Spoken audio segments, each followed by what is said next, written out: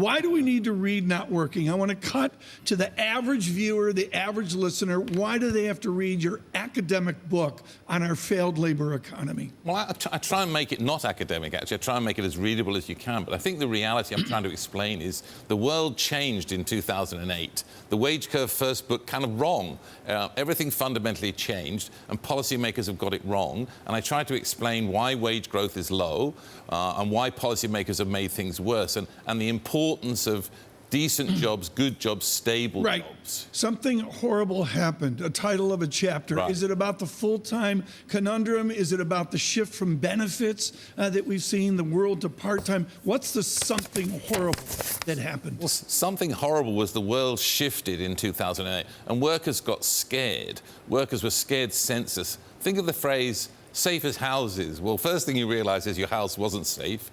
You also realise perhaps your pension wasn't safe.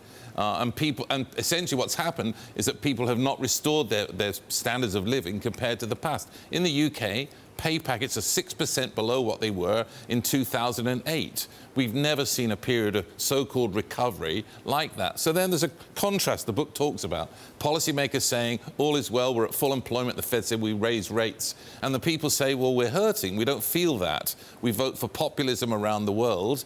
And so the politics and the economics come together. But this is about the fact that good jobs are not delivering, especially for those with less education. So that's what the book's about, and tries to explain that.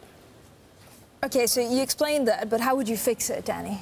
Well, the big story I've argued is that essentially what central banks should do is allow the economy to go to full employment, and it was therefore a huge mistake on the part of the Fed. And I've said to you guys probably over the last 3 years endlessly that that was a mistake. And I talk about put the pedal to the metal, but it's also about subsidising work. I mean, the story about AI and technology, you can fix that in many senses by making the price of labour lowering the price of labour. So it's about giving subsidies for work, encouraging those at the low end, but especially run the economy hot.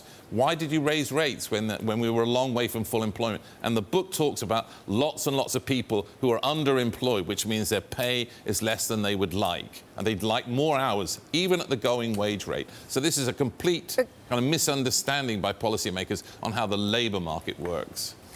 Right. Who's getting it right? Is there a government around the world that you think has a good mix of policy to address this? Well, not really. I guess the place we've seen the best has been in Germany, who have a 3.1% unemployment rate. And if you compare that to how well they did prior to the Great Recession, the answer was they've done a lot better, but they have issues of their own. But Germany's probably the one that's looking the best.